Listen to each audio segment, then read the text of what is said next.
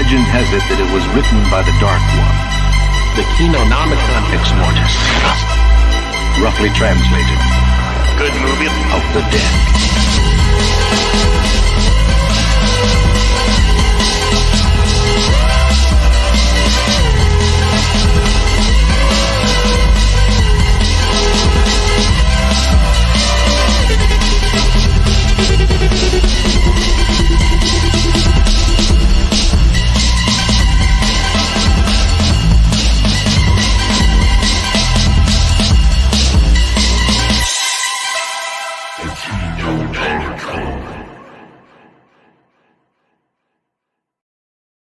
Was there anything more appropriate for recovering from the coof to have as our theme than Return of the Living Dead? I don't know. Maybe Rabid or Shivers. Or the Crazies. The Crazies. Yeah, that would be even better. The Crazies. I have that one, but I didn't watch it. The remake or Old the one original? yeah. I think the original. The remake's Good. better. Oh, I stand by man, it. We are Fight never me. going to see eye to eye tonight, hot dog. First it was Eyes of Fire. Now it's the Crazies. Oh, you Next mean year- Eyes of Sleepy? Eyes of Sleepy. You can sit through Mandy, but you can't sit through Eyes Don't. of Fire. Don't you fucking dare. Weenie, you uploaded a video today for the first time in like 2 months. I know. Congratulations to me. I almost had a heart attack this morning. I did it for you guys. That's why. That's why I did that. Yeah, it you're only took you you're a 2 rare months. animal like JonTron. You know, it's like when JonTron shows up in Yeah. the subscription feed, I'm like, oh shit, it's a JonTron video. But it's like that with you now. It's like, oh shit, it's a hot dog video. Oh, it's talking about Phantom of the Mall. Well, Mark, some of us got it from notifications, not from just casually scrolling. And also, you want Phantom of the Mall now. I tried to warn all of you. Every last one of you. Phantom of the Mall was really good. I want it. Weenie, you gotta watch all like 8 cuts. Yeah, I think I've only seen 2, but I couldn't even tell you the differences. Maybe he won't become a murderer this time around. We got Gable in the chat. Nice to see you here, dude. Nice to see Eric. He says, "Do you want to party? It's party time." Yes. God, I own the soundtrack on CD of that movie of Return of the Living Dead. It's fucking awesome. It's one of the best. Now, in the Scream Factory release, didn't they have to change some of the songs, or weren't there some licensing issues with some of the soundtrack on this? I don't have the Scream Factory one. I have the old MGM DVD, and so I don't think. I mean, I didn't notice anything different in that one, and I don't think Scream Factory would put out a compromised release. They normally don't do that. wow, I was lower than Mark. I streamed it. Oh man, well, my then God, who that's knows? so unlike you. Streaming I is- hate streaming, but I was sick in bed and I didn't want to get my brother sick, and I was like, I'll just watch something. And so you know how hard it is to find a decent movie streaming? They all suck. Everything that's streaming sucks. And so I looked, and there were a couple movies I was interested in, but I was like, no, I have the Criterion downstairs. I don't want to stream it. And Okay, then- really quick. Yeah. According to Scream Factory's website, for their release of Return of the Living Dead, for this release, we used the film's original audio tracks to restore the audio as it was heard during the film's original theatrical run. However, one song, Deadbeat Dance by the Damned, could not be cleared for inclusion on this release. I got to listen to the soundtrack that I have on CD to remember which song that is, because I mean I have the CD. Deadbeat Dance by the Damned. Screw you guys. I'm looking that up. I'm gonna make sure that's on my MGM release. Deadbeat Dance. Jason says, here for full custom hot dog and Mark Pellegrini stuck with Nasser. I'm sorry, Jason. Oh, thank you. All right, 5 seconds, guys. I'm muting my mic so I can listen to this song and make sure that it's on or not. I think I have the MGM release too. I think I'm gonna be okay. We got Master J here in the chat. His master is something all right. Jason says Nasser finally recovered from COVID because the virus got sick of him. Let's see Dead Punk Gage in the chat. Jack Savinka's here. Glad everyone is recovered and well. Tim says, did you legit have the coof or did you just think it was? Tim, I'm 100% sure it was just a cold because I know what a cold is like. And it was a cold, but my test said you have the coof. So, yep, I that song's on the MGM DVD. Sorry, And not Master. the Scream Factory release. I wouldn't know because the Scream Factory release is out of print, so I don't have that one. But I'll have the old MGM DVD, and yeah, that song is on there. I think it's the song that they play when they first introduce the punks when they're walking down the street. But I'm pretty sure Weenie was one of the people that just thought he had the coof. No, I got tested. I got encoofined. But you just no, thought I it was almost the coof. died. I think I got it from a Spider-Man cosplayer when I went to see Spider-Man. He was hugging everybody and sneezing. Yeah. He had his sleeves were covered in snot, but he kept hugging everybody. He was so excited. And then when there were 3 Spider-Men, he popped up and yelled, 3 Spider-Men, and then started crowd surfing while sneezing and coughing. Did he ask you if he wanted to wear his mask, and then he put his mask on, like the Spider-Man mask? Like, he did. now let me inhale. He would just stuff it into people's mouths and say, like, "Hey, you're the Spider-Man now." So real quick, a long time ago, like in 2014 and 2015, the very first convention, like Tim and me did, we had this one guy stop by, and he had a Matt Tracker from Mask costume, like the cartoon Mask, and he has that big like square helmet. He was like, "Hey man, you want to try my helmet on?" Because he was talking to us for a while. I was like, "No, that's okay." Like, "No, really, man, you want to try it on?" Like, "No, we'll get a photo of you." Like, "No, that's okay." He puts a fucking bucket on my head, and the entire interior of that mask is like glistening with moisture. And I'm just sitting there, like, no. You should have threw up in it. I was about to. I was like, "No, I can smell everything." Oh man. So, anyways. I can't believe you guys never told me to watch this movie. I was just scrolling. I was like, zombies. Is this movie any good? And then you guys each gave me a lecture. What? We gave you a lecture for not seeing this movie. That's like, did we need to tell you to watch Hellraiser? Do we need to tell you to watch I've seen Hellraiser, but I haven't seen part 2 or 3 or any of the others. Oh, God. I'm sorry, Mark. I forget what we do here sometimes. Oh, man. Right. I'm rolling up in here ready to talk about like a VHS mail order movie about the Columbine massacre from 1999, and you're like, "Hey guys, have you ever seen Return to the Living Dead?" I haven't. Oh man, I gotta pull up the meme from that movie that I made of you guys. Was that movie came out after Columbine? What's the story? It came out 4 months after Columbine. So they made it knowing what they were doing. Oh, they were quick. They knew exactly what they were doing. Yeah, there's a pretty good interview / documentary on the disc that Vinegar Syndrome put out. But yeah, basically, and I remember because the documentary includes a bunch of like NBC and CBS news reports because the creators got arrested after the movie came out. Oh, what? Yeah, it's crazy. So what happened was they rushed the movie out after the Columbine massacre, and the movie's called Duck, the Carbine School Massacre. They should have called this one Eric's Revenge. Hey, you guys are pretty cool. Don't come to school tomorrow. Yeah. Don't come to the Kinonomicon tomorrow. Yeah, come to the Kinonomicon tomorrow. Oh man. So the story is that everybody at Columbine got shot in like April of 1999. What's this movie called again for people who aren't sure what we're talking about? It's called Duck, the Carbine School Massacre. God. And so what happened was after everybody got shot at Columbine, these indie filmmakers were like, "Hey, we could make some money off of this."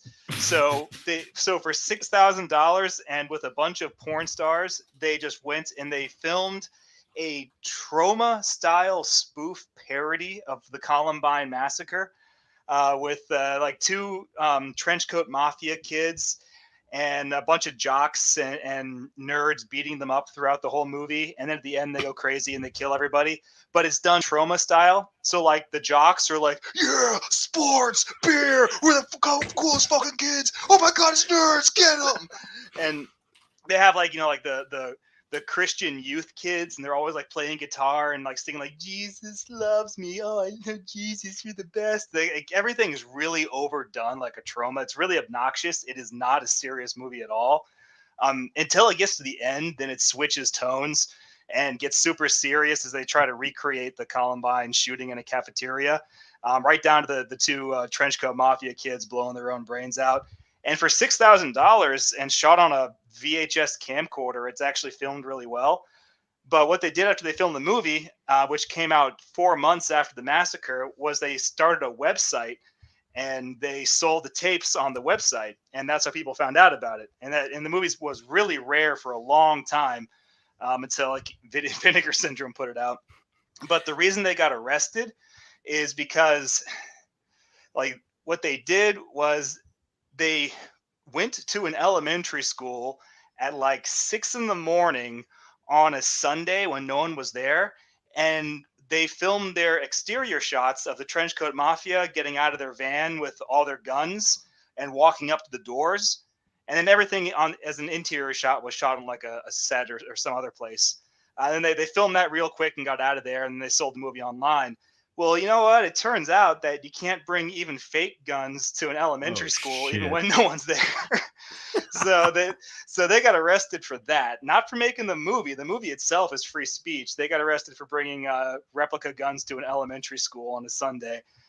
They had to do like community service for that, but it ended up giving them a lot of promotion, because I remember the news media coverage of that, because Columbine was such a huge thing in the 90s. The media went crazy, but they cover that movie.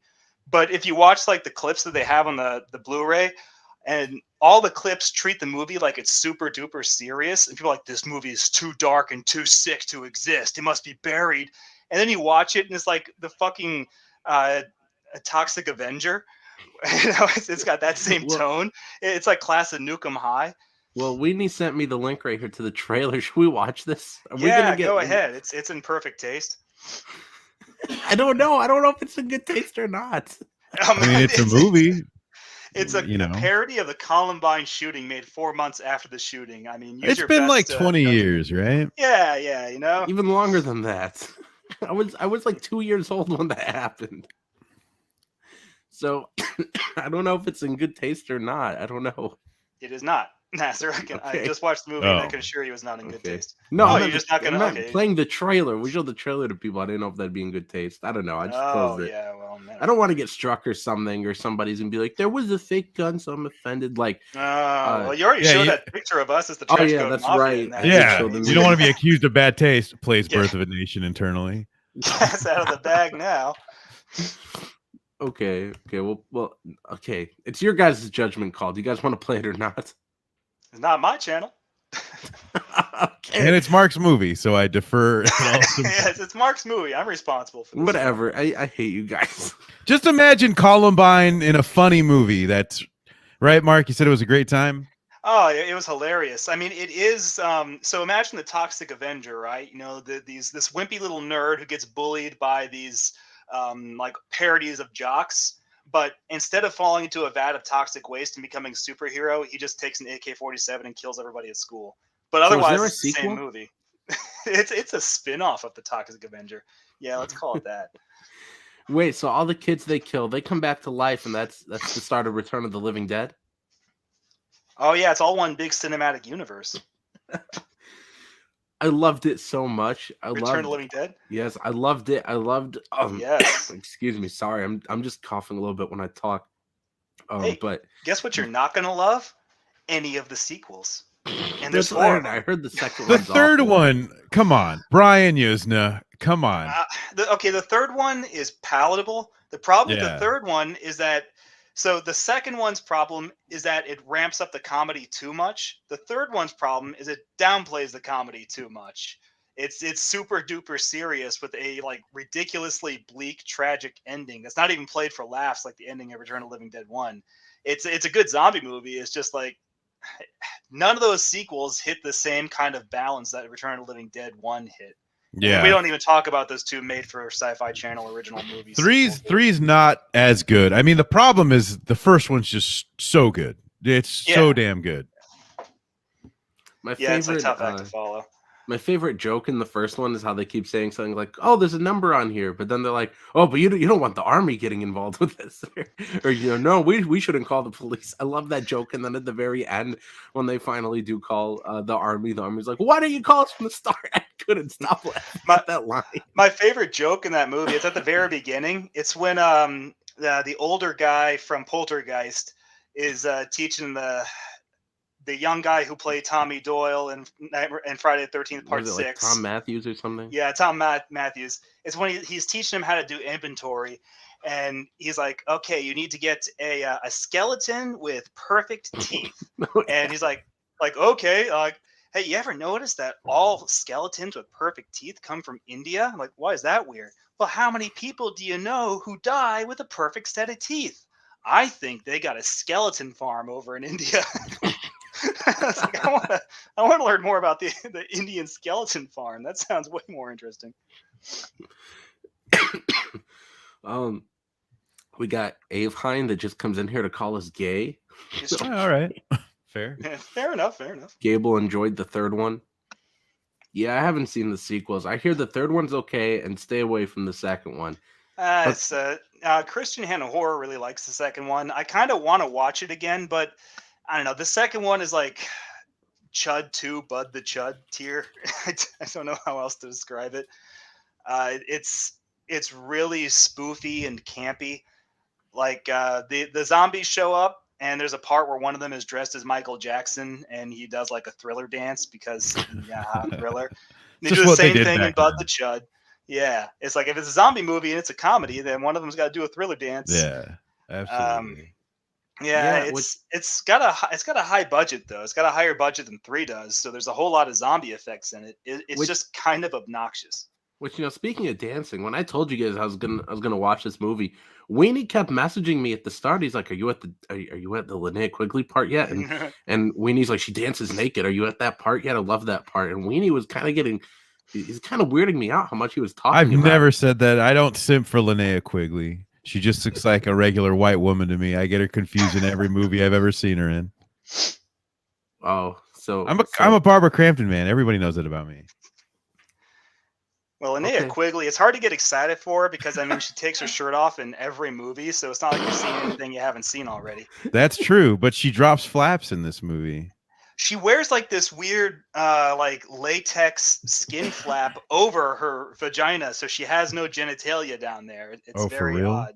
Yeah, if you watch I never looked that closely. I just watched it like a normal person. Well, my Blu-ray player has a zoom feature, man. So, I mean, if you're not taking advantage of that, that's your fault. Mark's got one of those jeweler things in his eyes, like he's judging the carrots in there. Hey, or the one not from a vagina, Spy that's latex. He's got the glasses from Spy Kids, the just one angrily tweeting, "You tried to pull one over on me, huh?" You call that a beaver? Eric says, "Are we going to talk about how the old man cremating himself is more emotionally impactful than any scene in the Romero series?" It surprisingly is, and I like the visual effect of it because he goes into the flames, and then this shot of the crematorium door closed, and that steam that's creeping up the wall, like it's attached to the wall, and just hear him screaming on the inside as the camera zooms out. Like, it's just so well shot, and it's sad because they play that sad rock song. I really liked, speaking of the crematorium, when they first go to the guy, what's the creamer. Mortician? Yeah, the mortician guy.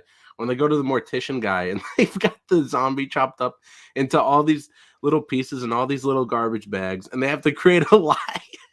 And he's like, "Well, what have you got here?" And the main dude that was training the Tom Matthews guy, he's like, "Well, it's weasels that have rabies." Yeah. Hey, did you notice that the mortician guy, he has a whole backstory that's only imparted in like the scenery?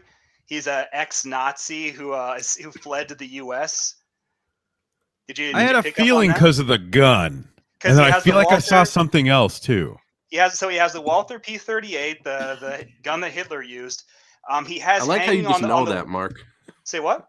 I like how you just know that about Hitler's gun. Oh, that's because it's also Megatron from Transformers. It's a famous gun. But he has an Iron Eagle on the wall, and when he's listening to his Walkman at the beginning, when they interrupt him, he's listening to, I think, to Wagner's Ride of the Valkyries or something like that. He's listening to German music, and he's smoking like this German pipe. So it's he has his whole backstory, but it's all just kind of like built into the periphery of his character. It's just something really odd. If I didn't suspect you of anything before, Mark, I certainly do now. That is so funny though that you noticed all the little German things about that guy. I didn't pick it up until like the 10th time I watched the movie. I was like, hey, I'm starting to get a feeling about this guy. And he asks remember he asked the boss character, he's like, you're gonna owe me a pretty big favor after this. They never say what the favor is. I'm pretty sure Yeah, it's a kinda Nazi gay. thing. You think it's a Nazi favor? It's a Nazi favor. We I all need know you those to things. become my apt pupil.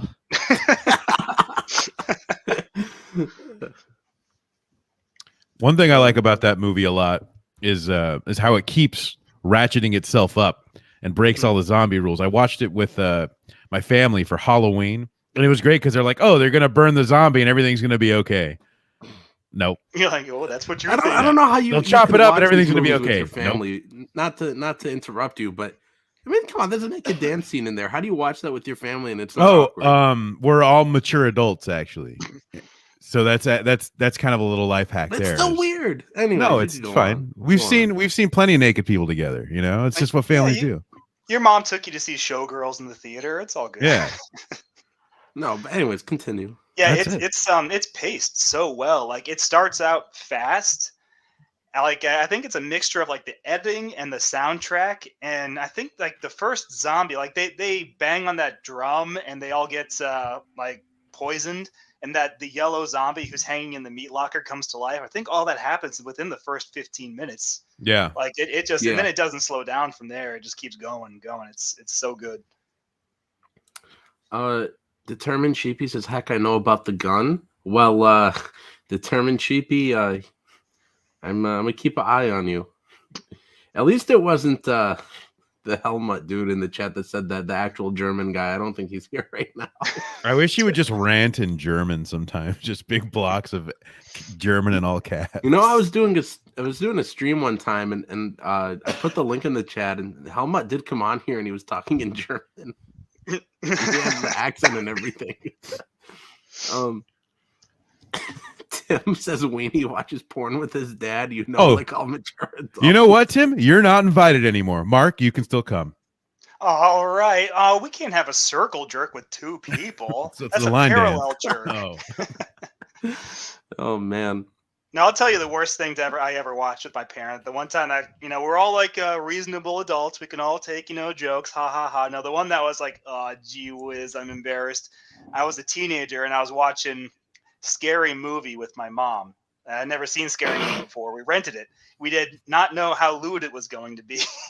And it got to the part where the dude's having sex with the girl, and then he just explodes her onto the ceiling with a geyser of cum. And I was just sitting there like, oh, and mom's like, that's pretty funny. Bro, one time I had a couple friends over, and me and my sister, actually, they were both our friends, and we were all sitting down together to watch a Scary Movie, and my sister had never seen it before.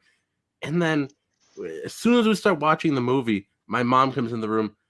Can I sit with you kids? And my sister was like, yeah, sure. And I was like, no, what are you doing? And then so like it was just so awkward. We were trying to watch Scary Movie, and then me and my friends had seen it before. And so we were just like trying to fast forward past all the awkward parts because my mom was there. And it was just the worst these kinds of experience. movies you and your friends watch? Is this what you're into? Oh, NASA, was you need to go awful. back to church, NASA. I hated it. That was my worst movie experience ever. Hot dog. I guess Weenie doesn't relate. Weenie's like, yeah, we watch porn together. I'm trying to think of like I know there's been some awkward ones when it's like really gratuitous, like, just full on penetration and stuff. Wait, what kind of movies are you watching? Just like grown up guy stuff, And you're like, Ma, Pa. Hey, are we watching the new episode of Bang Bus or what, huh?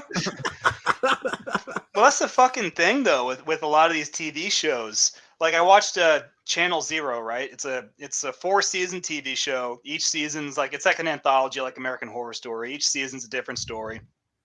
I watched season 4. I'd never seen it before. Over the weekend, and it's just like suddenly seasons 1, 2, and 3 are just like, yeah, a lot of monsters, a lot of violence. It's fine. Season 4, first episode, main character's doing anal. and then they're just like just plowing each other constantly. And it's like every episode is just these two people railing each other. And I'm like, what the hell? Like this went from zero to porn really quickly.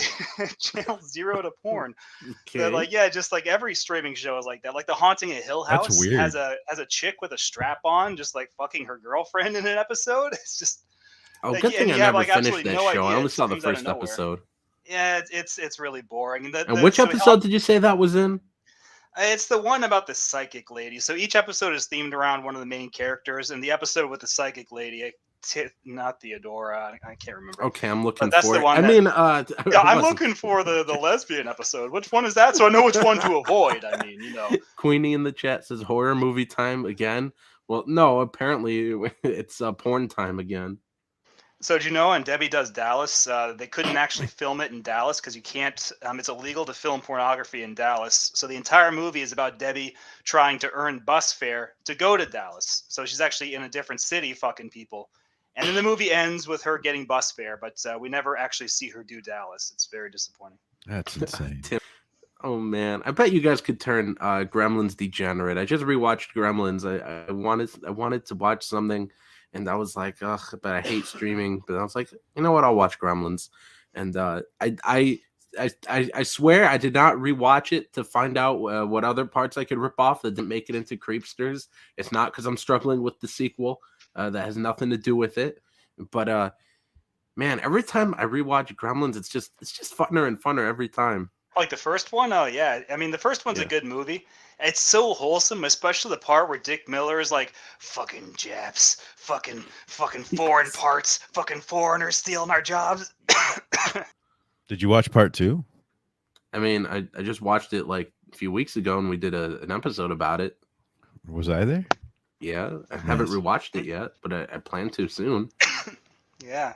Come on, Hot Dog. Don't you remember? Have a Hot Dog, are spider. you losing your memory? Have a spider creepster and a lemon lime creepster and maybe a creepster with a doctorate. Maybe a creepster who had to get his GED. He dropped out of school to help his family, and then he gets a GED and he's going to college, but he's going to start a teacher he's trying to business. get his life together. You know, he's going to be a doctor. He's been going to church. You can name him Dindu. Yeah. Okay, Not I don't gonna know. lie, I was talking with my editor for Creepsters, and right now he's working with me on book 2, but he had a question about book 3, and he's like, for book 3, what if there was actually a creepster that like wore glasses and he like spoke this fancy English, and he was like like he communicated between the creepsters and humans. I was like, wait, have you seen Gremlins 2? He's like, no, the first one. I'm like, that's in Gremlins 2. What if And we then had I a was like, creepster well- that spoke Chinese? Otherwise, Maybe like a it's Michael very Bay thing, like when Michael Bay was like, "Hey, what if Transformers were black?" And you just do the same thing with creepsters. Yeah, right. And what was it? I think it was the second one, right? Yeah, the second one, where it just has those two ice cream truck Transformers who are just like, Yeah. yo, what's up, dog? Oh, damn, it's Oh, hell no. It's Megatron again, this cracker. Oh, yeah, right. That was fucking crazy. That was terrible. That was insane. And one of them was voiced by SpongeBob. It wasn't even a black guy. It's just- Shit. Oh yeah, Just that's probably SpongeBob doing what he Tim's thinks is black cousin or person. something, or a distant uncle in Gremlins, wasn't it? Say what? Tim is probably like a distant uncle or something. The Chinese guy at the start of the movie, Cleepster. Chinese creepster, Cleepster. But Tim, were you related to that guy at the start of Gremlins? You know, Are it's those kind funny of shops real? Chinese curio shops containing potentially magic or Yeah, Tim would enchanted know. items? I mean, that's the thing. If you went to like Chinatown in New York and you went to one of those curio shops, like, yeah, all the items in there are authentic in that they were all made in China. So they're all just like plastic garbage, produced in like a factory. I mean, maybe some of them are cursed because more than likely at least 10 children died in the production line. So some of them have to be cursed, but that's about as close as it gets. Oh, that was Tim's grandfather. Oh, Sorry about his shop. he died off screen in the second movie. Yeah, Agua are from the moon. You know that? I really? thought they were from Jupiter. I don't know. Maybe Something like Jupiter's that, like moon. In the one of the novels. novels. Yeah. Wait, what? Yeah, it says they were created by a guy named Jupiter Man who was like an alien, and then he sent them to Earth. Yeah, it's some bullshit. Wait, no, where is that? It's in It's in the- space. No, Yeah. I meant like. The novelization. So if Oh. you pick up the novelization of Gremlins, they add like a whole bunch of weird backstory explaining that the Gremlins were created by an alien called Jupiter Man. So they're all from space. That I actually sounds like so that they don't Asian. explain it. I like that they don't explain it. I like that this guy just shows up there at the store and then he's like, "This is." Well, actually, no. He's like, "Stay away from that thing," and he's like, "But I want to buy it." I liked how that old Chinese man at the end of the movie, he's like he's denigrating Americans. He's like, your kind does with Mogwai what they do with all of nature's gifts. You are not ready. Now I go back to China, where Levi's factory dumps acid into a river, and everyone has to wear a mask because smog is so thick they get cancer with it by age 12. Tim, why won't your people let us have nice things? I want a Mogwai. But they make all our nice things. When can you start feeding your Mogwai? You can't feed it after midnight. What do you guys think like the timetable is? Like, It's always after midnight. Yeah, so I mean, like what? So if it's like 5 in the morning, is that fine? What if it wants to snack it at like 3:30 in the morning? Hey, what if a gremlin throws up after midnight? Does that turn it like into reverse and turn it back into a Mogwai? Are you okay? I didn't know if you meant like a dog thing. Like if it threw up and then ate it, does that count as food? That's a good one. Digesting, Yeah. Jupiter Yeah, Man does not know what the fuck he's doing. He made these rules way too vague. So Jupiter Man made them? Just straight up was like created these He's Mogwai? like I guess he's like Yakub, how he creates yeah, I people know. in a vat. And he's like, oh yeah, the Chinese and the black man are brothers because they were made in the same vat. But the white man is the runoff from the vat, and he is not human, whatever that. I just picture Jupiter Man who's like, oh man, the Chinese are gonna love this. Tim says his uncle made my creepsters. Well, thank you, Tim's uncle. Don't forget Lim. Bat Creepsters now on Alibaba. Uncle Lim. Yeah. We watched other movies, Yeah, we did. Like Hot Dog watched Phantom of the Mall, and he still hasn't talked about it. That was like weeks ago. You know what I bought today though, digitally on Amazon? A series, Todd in the Book of Evil, or in the Big Book of Evil. I always forget. I know that title, but I haven't seen that. Todd in the Book of Pure Evil. 2 seasons. They also did an animated movie, which I heard was not so good, but it's fun if you like Evil Dead. When Nasser doesn't, so Mark, you might like this. It's also Canadian. And I know you have a certain love and appreciation of Canadian horror television. I do, because they make only if it's children's horror television, because that's what they're good at. Not quite. It's a little bit older. It's about this kid who gets basically the Necronomicon, and it grants evil wishes to kids through school. And every story deals with different, or every episode deals with kind of like a different monster that gets summoned. There's one with like rock zombies. There's one with one kid wishes he had like a huge dick, so there's giant dick monsters roaming the halls eating people. Well, now you have my attention, dude. It's great. It's fun as hell. So over the holidays, Amazon did have like a big sale on a bunch of like Blu-rays. So I did buy some more stuff that you guys don't even know about. Ooh, So, what did you get? You tell us. I got Salem's Lots for $9.99 on Blu-ray, and I got the Scream Factory Return to Salem's Lot for $19.99. I got an old Peter Lorre flick, Mad Love, which I've been wanting to get for a while. I got that for $11. Was he a mad scientist in that? Yeah, that's the one where he's got like the weird robot hands and the goggles. I need that one. And I got Nothing But Trouble, which for $16 yeah. on the Shout Select, and I've been meaning to pick that one up for a long time. So I got a good deal on a bunch of stuff. I'm looking at Peter Lorre one up. There we go. I've been needing that one. Ooh, limited time deal. It's $11. What's that Peter Lorre one called? Mad Love. He gets And if robot you're, hands in that? I thought that was Hands of Orlac. No, that's a different one. There was the Beast with 5 Fingers. He did a couple hand related horror movies. I don't know what. Handsploitation, huh? Yeah, right.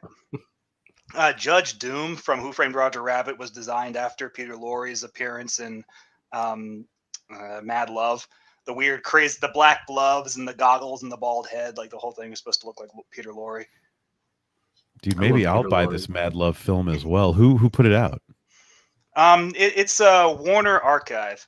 Oh, so Mad Love is Hands of Orlac. Just in the U.S., it's called. No, I think That's it what could it be a says remake. here. Hands Is it a of remake? Orlac, like we thought you were talking about. It's the silent film from. Yeah, I was thinking of It the says Conrad Hands White. of Or. It was released as Hands of Orlac in the U.K. Oh, Oh, okay, it's a yeah, remake probably. then. Yeah, it's a loose remake, but yeah, I can see that. So Hands of Orlac was an old silent film starring Conrad Veidt, and it's been remade a bunch of times. Dude, I'll pick it up. I'm checking down for out some now. robot hands in my life, Yeah, it's boy. $11, and Warner Archive Blu-rays have been pretty good quality. I've gotten a couple of them. Yeah. I got their Mystery of the Wax Museum and Dr. X, and they're Oh, really good quality. Yeah, that's a They good also one. did Mystery of the Texas Wax Chainsaw Museum. 3 Oh yeah, I I gotta have that pick that released shit as up well. before it and The disappears forever. Hidden. They also did the thing from Another World. Oh yeah, I've got the old DVD of that. I need to upgrade. Yeah, it's a solid Blu-ray. Yeah, I mean But that's I so don't know I if already I'll ever have. rewatch it. I mean, I got Salem's Lot, the Toby Hooper one, on DVD, and I've had it for like 15 years. So I'm finally upgrading to the Blu-ray since it was so cheap. If I had a nickel for every time you said something like that, Mark, like I got know, the old right? Well, DVD, it's falling you should- apart. I had it for 15 years. Time to I mean, you should upgrade. see my fucking DVD collection. It really is falling apart. So I have this box set from the History Channel. It's like their box set collection of haunted history. And I on Halloween, I pulled out one of the plastic DVD cases, and it crumbled in my hands like a dead leaf. It just completely fell apart and crinkled and just turned into scraps. And I'm like, what the fuck? Yeah, Did you start that's how old crying? my things are. Yeah, I did a little bit because it was very sentimental, but it was okay because it was the one on vampires, and fuck those goth kids. Yeah. Eric says, Dr. X, we're back to porn. Oh no. What was the movie you guys were arguing about? I didn't watch Eyes anything of from that Fire. set yet. The Eyes of Fire. Eyes of Fire. Yeah, I liked it. Hot Dog hated it. Hot Dog's wrong. I thought it I'm was right. boring. I thought you were How boring. could you be bored? It's Oh, like how can because you it like was slow.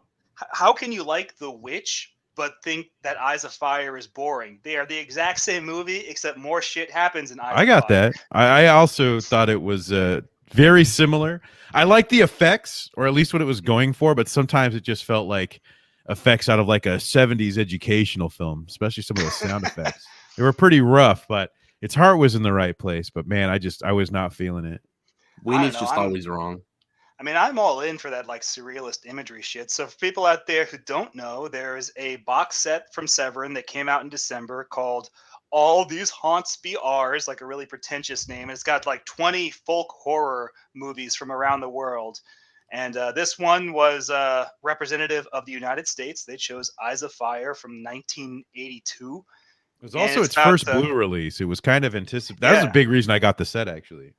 Yeah, it's a really hard to find movie, and so this is the first Blu-ray release, and also they have the rare extended cut, which I haven't watched yet. I'll probably check out later. But you would hate Hot Dog because it's more of a movie you don't like. But Unless that's where all the good shit is. yeah, I mean, I don't know. I didn't think that the regular cut left anything on the cutting room floor. I thought it moved at a pretty good clip and had lots of effects in it. But yeah, it's about a bunch of settlers who are running away from Indians. So they go into a valley where the Indians won't follow them, and they find like a derelict homestead. And so they decide to just set up their new homestead there. And then it turns out that the entire valley is haunted by a witch, and all the people she's killed and enthralled. And so a bunch of weird ghosts and monsters attack them for 2 hours, and then everybody dies. And they've got that movie on there. Don't know if it's pronounced V or Vi, but did you watch that one? Ooh, yeah, that one was good. Yeah, It's a Russian one. Yes, somebody sent me that to my PO box. I don't know who it was. So actually, was it Determined Sheepy? It might have been Determined I Sheepy. feel like now it that I was think about it. sheepy. But Yeah, yeah, it's, somebody had sent me that a few months ago, and I really loved it. Yeah, it's Russian Evil Dead. It's pretty good. Yeah, I loved all the imagery. It's got a lot of wacky imagery. It's a really fun movie. Weenie, Yeah, you wouldn't know it's, anything about it because you don't like Kino. I saw it. I bought it. I bought that movie when it first came out back in the 70s, dude. And there were only two things to watch back then. It was either Vi or porno. Yeah, I know Hot which one Dog you got in his time machine, right? He's like, okay, I'm going back to the 70s. I've That's only right. got time to do one thing. I can either buy V or I can warn everybody about the Challenger. And I made a choice. Yeah. No, but it's great. It felt like a film that Sam Raimi would have saw and wrote his notes from, because you get a lot of Evil Dead in that movie. Yeah, the main guy. So it's about a rector. Is that what he is? Yeah, that's what they call him in the subtitles of the version on Severance set. So he's like he's like a priest in training in like Russia, from the Russian Orthodox Church, and he accidentally kills a girl because he's like a drunken idiot. He's like played up for comedy. He looks like Russian Ted Raimi. He does. Yeah. He does, yeah.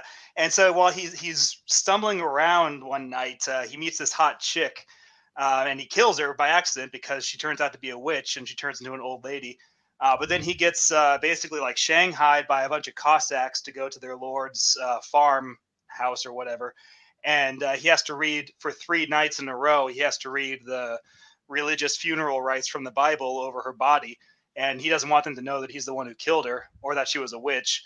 And so every night he has to go into he gets locked into the church with the dead body to read the rites all night. And every night the dead body gets up and tries to attack him, and all this crazy shit happens, and it gets like weirder and weirder each night. And then on the 3rd night, just everything goes absolutely fucking insane. And that's when like all the monsters start crawling out of the walls, and like these giant hands come out of the walls, and the giant bat creatures come swooping down from out of the ceiling. It just goes nuts. It's great. These ghouls, these creepsters just come from the walls. These it's an awesome movie. It's an awesome movie, but if I were to rewatch it, I think I would just cut to like the last 20 minutes, I would too. Yeah, same. At the end. Yeah. I do that a lot with Equinox. That's another movie that's... Yeah, I mean... You could tell like it inspired Sam Raimi in Evil Dead, but I always just kind of like skip forward to the stop motion stuff at the end. A Criterion Kino. Yeah, right. But yeah, Equinox is another one I'd probably just skip around to those interesting parts. Oh, I watched on that set, I watched Kadaicha. That's one of their representatives from Australia. And that one is Australian Freddy Krueger. So far on the Kinonomicon, I've watched Italian Freddy Krueger. I've watched Indian Freddy Krueger. I've watched Mexican Freddy Krueger. And now I've watched Australian Freddy How close is it to Freddy Krueger?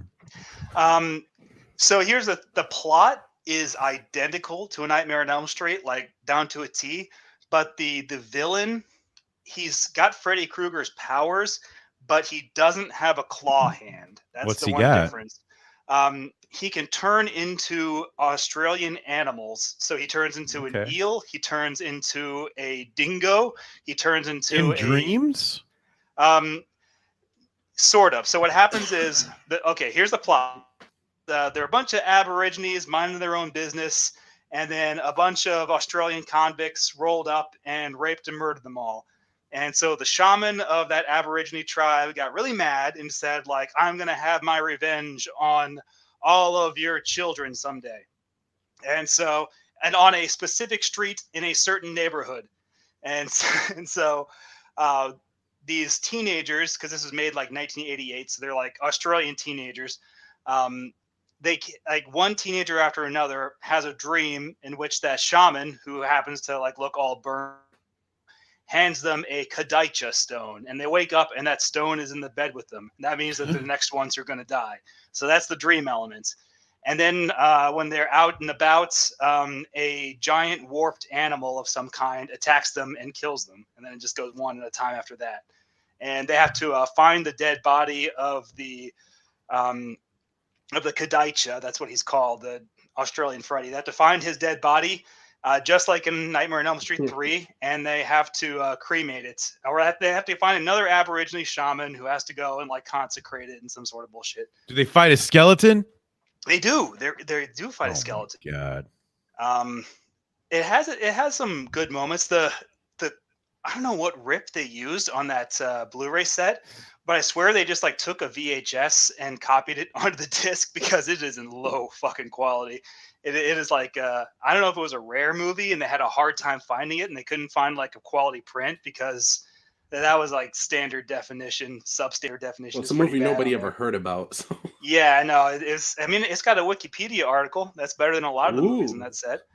But yeah, it's Hey, it's as far as the international Freddy's go, Kadaicha is a lot easier to watch than Mahakal and Don't Panic. Not as good as Night Killer though. Oh wait, the term GP. This is so funny because, well, let me read it. He says, "Yep, I sent you that movie, Nasser. Then my jerk of a roommate stole my credit card and your address and sent you trans comics from Etsy. It was so funny because, one day I had a couple. He sent packages. you Transformers comics? That's Yeah, awesome. that's really cool. I had a couple packages one day in my PO box, right? And I was like, I'm not expecting anything, and I don't know who these names are. And I was like, what could these be? So I took out my camera and I started a video, and I was like, hey everybody, I got these random packages. I don't know what it is. Let's see what it is. And then I opened it and I was just disgusted. I'm like, who's sending me these weird comics? And then I just rage quit on the video and closed my camera, and I don't even. Hey, I everybody. threw them away or they're lost somewhere. And I was like, "What are these weird comics?" How tolerant of you. I'm so angry at these comics. It's like every page I read, I get angrier and angrier, and I just keep reading. I mean, when the cover said "chicks with dicks," I assumed it was like hot dames with hard-boiled detectives. Right, I thought it was a noir. No, it's about women with penises. I thought it was hot chicks, but the dicks were someone else's, and they were just using them. Determined Sheepy says he was mad I listened to your stream without headphones. That's too funny, Sheepy. Tim says, does he turn into a wombat or koala? That'd be dope to be killed by a koala. I'll tell you what animals he does turn into. He turns into a dingo, and then he turns into a flute spider, and then he turns into a river eel, and he turns into a snake, and I think he turns into one more thing that attacks the chick at the end. He possesses a dude, and that's when he gets like the most Freddy Krueger. Is he possesses They do a Nightmare on Elm Street Part 2. You know how he possesses the boyfriend in Part 2. He possesses the boyfriend in this movie. So it's just all the Nightmare on Elm Street movies kind of like cobbled into one Australian knockoff. By the way, Tim, I want to see you draw a horror comic. You guys, I want to see. Drew Soul Finder. Yeah, but I mean, I want like a Mark horror comic. But a Mark one. I want a scary one. I have Soul Finder. I read it. It's really good. But I mean, I want one from you, Mark. Why is it taking because you gave me the link for that dumb Lulu website instead of Amazon, because I didn't know it was on Amazon. It wasn't on Amazon yet. That's why you got that link, and I didn't send it to you. Kursova himself sent it to you. No, you did. You did.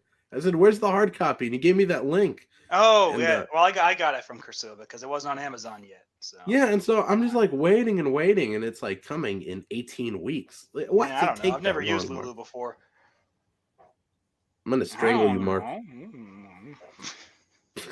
You just gotta hold your horses, Nasser. You've got plenty of Kino to keep you busy. I know that you've barely made a dent in your Vinegar Syndrome stack, so you can't start new Kino until you finish your old Kino. Determined Sheepy says, I will never leave your address out again. Okay. I think you should leave it out more often. If you want trans. Tim says the crossover book this summer is basically a horror book. It is. I didn't want to give anything away because I'm glad Tim gave it away because he always gets mad at me if I spill the beans. But yes, the crossover with Soul Finder is going to have horror elements in it, especially the prologue, Nasser. So, stop your whining. All right, and here's Weenie's alt in the cat. Yeah, just doing my thing right there. Hey guys, I told everybody on Twitter we'd talk about Maniac Cop 3, and we got like 2 minutes. Left. Oh yeah, go ahead. It's like Weekend at Bernie's 2, but with more Maniac Cops. Bernie. Yeah, Maniac Cop 3. I rewatched it. It's on Blu-ray, and I hadn't watched it in a long time because I remembered it being the bad Maniac Cop movie. But I just realized there is no bad Maniac Cop. Yeah, movie. They're all good. So yeah, Maniac Cop 3, it's not as good as 1 or 2, but it's still pretty good. And it has like the most insane like stunt effects at the end. Like, cause all the Maniac Cop movies are defined by like their crazy stunts that they put what's his face, Hamburger Face through. And this one is like they set the guy playing Maniac Cop on fire and stuffed him into an ambulance and stuffed him into a cop car and just had him chasing an ambulance down the highway, and the scene just goes like on and on. It's like a 20-minute action car chase scene, and I have to think about how many takes it took of them just like setting what's his face on fire, and then getting a take, and you're like, oh no, we gotta do that again, guys, and then just setting him on fire like over and over again for like how many weeks to get all those takes to assemble that scene. But it's batshit crazy. The plot doesn't make any sense. Well, it picks up right after 2, right? It does, but they introduced this new character. She's a loose cannon cop named Maniac Kate, and she dies in like the first 5 minutes. And Cordell's entire motivation in the movie is to get her corpse and fuck it. Like, what? I thought he gets brought up by a voodoo priest, right? He gets brought up by a voodoo priest, but all Cordell tries to do through the movie is get into the hospital where her body is being, or because she's like on life support through most of the movie. And so a lot of the conflict is like whether or not her parents are going to pull the life support, and there's a bunch of like corrupt politician shit. And then she dies, and then the whole reason he's chasing like the main characters in the ambulance is because they have her corpse, and he wants the corpse so he can marry it. It's just so random and weird, and they don't even really explain why he wants her corpse so bad, other than the fact that she's named Maniac Kate and he's named Maniac Cop. Didn't he kind of have a waifu in the first one? That crazy old lady, wasn't she his Gumar? I thought so too. Or was that his mom? Who was? I took it to be that she was clapping cheeks and beating guts with that guy. I got to rewatch part 1. I still have like that's the one I want to upgrade on Blu-ray, so I haven't watched it in a long time. But yeah, I can't remember if it was his mom or his wife in the first one. But yeah, this character is like neither of them. This is like a totally new character who they kill off in the first couple minutes, and then he just suddenly is in love with her. Why wouldn't they call it Bride of Maniac Cop? I know, right? I guess that just because he has this like really serious title. It's Maniac Cop 3: Badge of Silence. Yeah. And the whole movie is just about Maniac Cop trying to get laid. It's not quite. This summer, he's back. And he's hornier than ever. That's what they should have done. It's Nymphomaniac Cop 3. Shit. Anyways, we've been going for an hour. Here's the link for sorry, I was looking for pictures of Maniac Cop 3 because Dead Punk was like, oh man, his makeup looks so good. And I just remember he looks kind of like Jason at the end of Takes Manhattan, where he just looks like a pumpkin head. Go ahead, find it.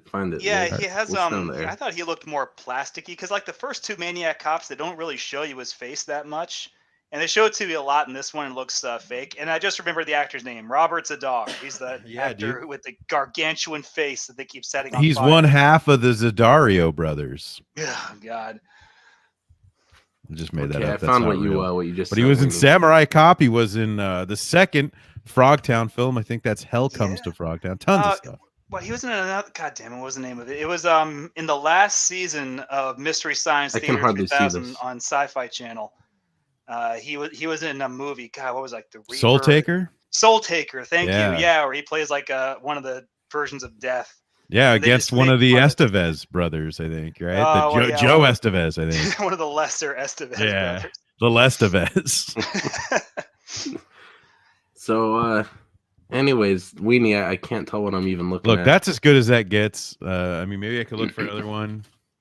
Cop 3. Yeah, they try not to show you Maniac Cop's face in any of the movies. It's kind of no, here's way better ones. Here, hold on. Okay, and just share your screen. You don't have to drop me the link. I'm not doing that. Just click share. I don't want you to see my porn tabs. I don't want you to see my hentai tab. You could just share one specific tab. You don't got to share everything. But you don't tell me what to share. Jason Takes Manhattan. Jason, he looks a lot like Jason. Got that pumpkin head thing going on. Yeah, the jack-o'-lantern teeth.